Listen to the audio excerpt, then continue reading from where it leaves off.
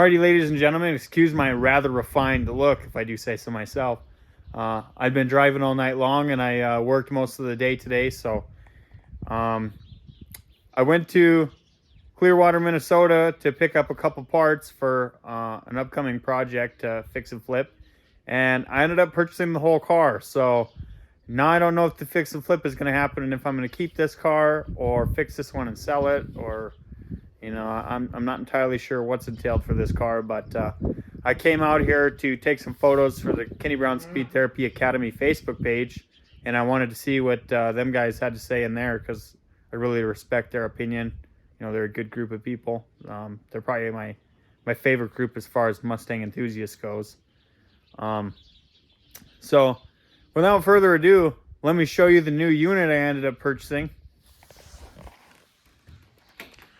Right here we have a 2003 Mach 1 that was supposedly wrecked at 20 miles an hour. I'm not entirely sure what he ended up hitting. The guy I bought it from, I actually know him from Brainerd International Raceway. I met him at Proving Grounds when it used to be called that. Now it's called Carmageddon. Long story about that. But anyway, so I knew this guy. And he apparently, I didn't know he did this, but he buys Mustangs that are wrecked and then turns around and parts them out, and that's how he makes his money. Well, this 2003 Mach 1 he ended up acquiring, and it's a clear title. It was never turned into insurance, so there's no marks or anything on it.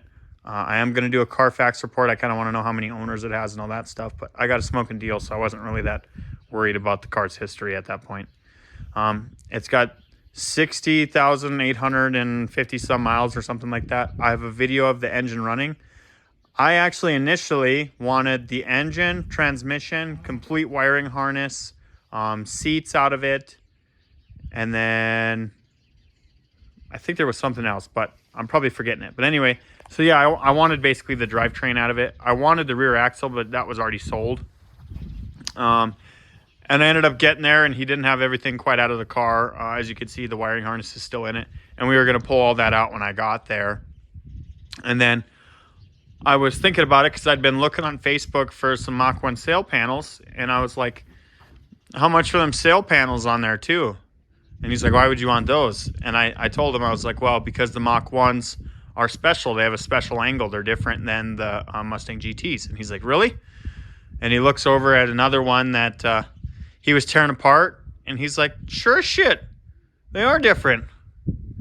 And I was like, yeah, there's a bunch of stuff on the Mach 1 that's special like that, like the rear folding seats, some of the fuel doors were special. The rear trunk panel was special. Of course, everybody knows the shaker hood. There's a couple other things. If you want to know more about that stuff, I highly recommend checking out Danny Johnson and Justin SVT's channel. They're really good about documenting Mustang stuff and what's different in X model over this one, and where are certain part numbers on certain things. Like I really like their Terminator series, where I believe it was Danny Johnson goes over all the parts on the Terminator that specifically say Terminator on them. Because of those of you that don't know, that was actually a code name. It was never officially called Terminator. So, but anyway, I was over there and I was going to purchase everything for $47.50. And I got there. I brought an extra $1,200 with me in case, he had something that I wanted, or, you never know. Because I went on his listings and I saw that he had a bunch of Mustangs. So I figured, maybe he'll have like a 01 Cobra hood or 01 Cobra bumper for the GT convertible or something. And I ended up convincing him. I said, I got $1,200. If you don't want to do the work to pull this stuff out tonight, let's just figure out how we're going to get it loaded in the trailer, and I'll take the car from you. And he's like, I'm really thinking about that. Just let me do some penciling and see if it works. And I was like, okay, that's cool. And he finally is like, you know what? It's worth it. I'll make a little bit of profit. I'm not making a whole bunch on this one because I paid a little bit too much for this car, but I'll sell it to you for $6,000. Well, it was an endeavor. It was like, I think I was there for 3 hours, and probably half of that was trying to load this car into the trailer with no wheels and tires. He had a couple of those wheel dollies, and then he also had like a semi tire jack where you put the jack onto the actual semi tire and it jacks the whole side of the semi up. And we put that underneath the rear of the car. Once he had a forklift there, and we got the forklift position to where the car was kind of like halfway on the ramp. Set it down on the actual jack, the semi jack on the back, and then he picked it up with he put his fork in the headlight deal right here, and then he kind of picked it up. It took us a couple tries because it kept wanting to slide, and then we pushed it back, and it worked honestly really good, but it took us a while. And then once we got it back far enough to where he couldn't really use his forklift to push it anymore, we picked it up, put the dollies under the actual subframe in the front here, and then set it down. And then he was able to put his fork extensions on and just kind of push the car in, and it worked perfect. So as far as what I'm going to do with the car, I'm not entirely sure yet. My whole plan was to buy all the drivetrain and swap it into a V6 and sell a V6 for profit. But now that I have the whole Mach 1 and it's a clean title Mach 1, I'm half tempted to fix this one. And depending on how much money it's going to cost me to fix it, I might just keep it because I've wanted a yellow Mustang for a long time. Pretty much ever since I found Kenny Brown. Honestly, I've never really been a fan of yellow. But ever since Kenny Brown said on track, yellow is the scariest color, and it makes a lot of sense to me because yellow is one of the predominant colors that the sun emits. So it really messes with your depth perception. So when you're looking at the car in your rear view mirror, you can't really tell how far back it is until you look again and all of a sudden he's on your bumper. And it's kind of like, oh shoot, I need to really hammer down. This guy's on my ass. So ever since he said that, it really rang true to me. And I was like, maybe I'll get myself a yellow Mustang and I'll learn how to drive in it. And maybe I could be one of those guys on track where they're thinking, yeah, this guy's pretty quick. I better watch out for this guy. So ever since then, I've really wanted a yellow Mustang, and the color's just kind of been growing on me. So, but anyway, you can tell that this pillar is bent in and this one is bent out. But to me, I'm going to have to do a lot of measuring. I'm going to get the car set level on some boards, and then I'm going to be doing plumb bobs on everything and measuring different points of the chassis to make sure that the rest of the chassis is completely straight. It's just the front of this car. But to me, it looks like it bent right here at the pinch weld here and right there at the strut tower.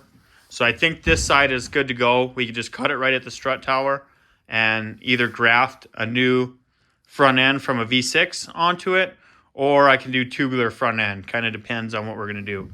And then this side, you could tell it's bent in because I guess I don't have very good lighting, but the pinch weld right here, let me see if I can get the camera to lighten up. Nope. But anyway, the pinch weld right here where you see the seam, it's starting to split right back here. So you can tell that this whole tower is bent out. So what I'm thinking is cut it at the strut tower, but cut it a little long. Let me see if I can get it to focus. There we go.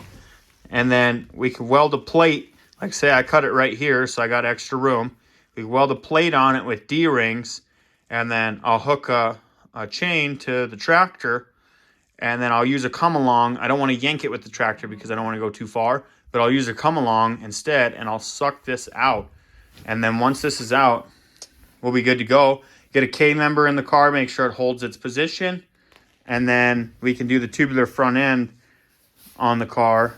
And then I was also thinking, since this has been tweaked before, this whole metal right here is going to be easier to bend.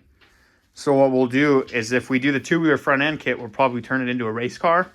And at that point, it'll be full cage on the inside, and we'll do cage through the firewall to the strut tower, and then tubular front end kit, so it'll all be tied together, and then we don't have to worry about structural rigidity at all. And then, of course, we're going to have Kenny Brown matrix brace and jacking rails all on the bottom of the car, so the car is going to be stiff. I do have that 03 IRS with 20,000 miles on it, so I'm thinking about putting that in there since I have it. Why go back to a live axle when we can make it an IRS car? And then I'm kind of debating on 01 Cobra bumper on this one too, because I really like the look. Or we could do 0304 and then Do I go Terminator hood? Do I go 01 Cobra hood? I could go back with a Mach 1 hood, but that's going to be more expensive. And really, the performance doesn't really match up with it.